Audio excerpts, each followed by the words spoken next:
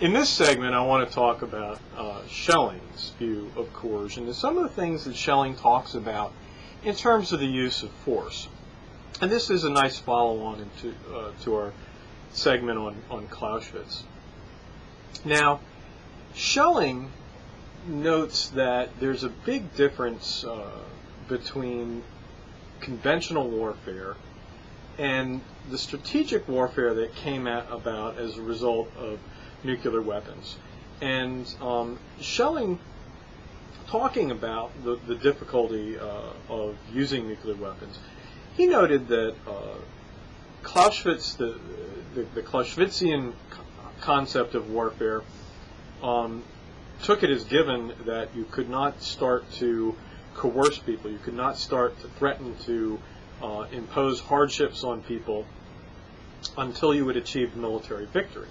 And he argued that, Schelling, that conventional warfare, as it had been studied by the militaries of the world, was all about using your army to overcome the other guy and make him defenseless. And that it was, the art of military science was focused on defeating the other guy's military to make them defenseless. Schelling said, well, when you have nuclear weapons, and especially nuclear weapons on the top of missiles, everyone's defenseless to begin with. And so he argued that one of the interesting I suppose, about strategic weapons is they bypassed the whole traditional first step of warfare, which is rendering the other guy defenseless so that you can do whatever you want to him. And he said that it focused us on an area that we really hadn't studied much, and that was how do you use your threat to inflict pain to get somebody to do what you want them to do, which is, you'll recognize, is kind of what we've been talking about in terms of power. Right? How do I get somebody to do what I want them to do something they otherwise wouldn't do, or as Clausewitz would say, to do my will. And I kind of like that way of putting it. So Schelling started to make a distinction here. And he made a distinction that I've kind of picked up on between brute force and coercion. And he says brute force is what you can achieve through the direct application of force. Right? It's whatever you can achieve by force of arms. So you can go in and you can kick an army out of a country. You can go in and you can kill lots of people. You can go in and you can destroy something in a country. You can destroy an oil well. You can destroy a building, whatever it is that you want to do. You can accomplish some things with just plain old brute force. However, coercion, the alternative to brute force is what he calls coercion. And that's where you use force to try to get other people to do things. And coercion is used when you need the collaboration of your opponent. Right? You need them to do something for you. So it's not enough just to blow things up or hurt people. You actually want them to do your bidding, to do your will. And in this, he said, this is the art of using a threat of inflicting pain to get someone to do what you want. And he said, the militaries of the world really haven't studied it, because what they've studied has been the defeat of other militaries on the battlefield, which is just the prerequisite to using pain. So his book, Arms and Influence, goes into, well, how do we use this pain? How do we get people to do what we want by threatening to do nasty things to them? And the big thing that Schelling is going to look at, and in the Schelling handout, which, oh, by the way, you should have your Schelling handout while you're watching this video. I talk, I've got quotes in here, but I have a description of credibility.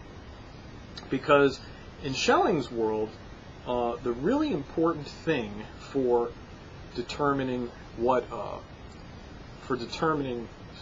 the success. Hang on, I've got to get my computer going. There we go. The really important determinant of success is whether you can establish the credibility of issuing a threat. Okay, so when we talked about Clausewitz, we talked about Clausewitz's condition that in order to be successful in coercion, you have to threaten to do something worse than the sacrifice you're calling on your opponent to make. Schelling, that's a good prerequisite. But Schelling says, well, not only do you have to be able to threaten this, you have to be able to credibly threaten it. Right? And there's two types of credibility. Type 1 credibility is that your target has to believe you're going to carry out the threat. Right? If you say, do what I want or I'm going to bomb you, the target has to believe that you're going to bomb them if they don't do what you want. Right? That's type 1 credibility. But you also have to have a second type of credibility, type 2 credibility. That is to say, the target has to believe that if they do what you ask, you won't bomb them, that you won't go ahead and deploy the threat as well. And type 2 credibility is often what's at play when people talk about appeasement. Right? Oh, I don't want to give in to you because if I give in to you, you'll just ask for more. Right? And when you have people talking about that and talking about Munich in World War II, whenever they're talking about that, they're really talking about a situation where there's a lack of type 2 credibility. The person making a demand just can't convince people that if they do what he wants, he being the nation, that he'll let them alone. And so we have these two types of credibility that have to be established in order for coercion to work. And so a lot of what Schelling does is he looks at, well, how do you establish credibility? How do you commit to carrying out a threat while simultaneously, committing to not doing? Right? I mean, you could, a lot of the things you might do to say, oh, well, I'm going to attack you. I'm going to, if you don't do what I want, I'm going to bomb you because I really want to bomb you. And you get all this, you can rile your public up, you can try to convince people that it will be costless for you to bomb. And the problem you have is very often the things you do to establish type 1 credibility hurt your type 2 credibility because you've got to say, hey, if you give in, we won't bomb you. And, I think whenever people talked about nuclear weapons and nuclear deterrence, type 1 credibility was always a problem. How do you really threaten to nuke somebody?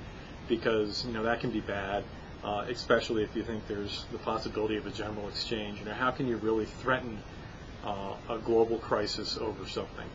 And that was the kind of thing that Charles de Gaulle had in mind when he said the United States will never trade New York for Paris, and didn't believe in the American nuclear deterrent in Europe. Type 2 credibility, I think, really came to play when you look back at the second Gulf War, the invasion of Iraq, and our dealings with Saddam Hussein. Whenever I looked at those dealings, I always said, hey, look, we got a lot of type 2 credibility problems. The Iraqis would come to the UN and say, look, the United States is never going to stop sanctioning us. We stopped giving in and doing things because we just don't believe that you guys will ever knock it off. And, in fact, what could Saddam Hussein have done to stop us from invading? Right? There's an argument, I suppose, you could make that we were hell-bent on invading. And so where was the type 2 credibility? Right? So I hope that, Schelling, I think the big thing we want to get out of Schelling is this distinction between brute force and coercion and the concept of credibility that we're bringing in, right? That in order to use threats, we have two types of credibility that have to be established in order for those threats to be successful, in addition to the Clausewitz requirement that the threat be worse than the demand being made. Right? And all that together gives us kind of a outline of what it takes for coercion to be successful. Okay? Great.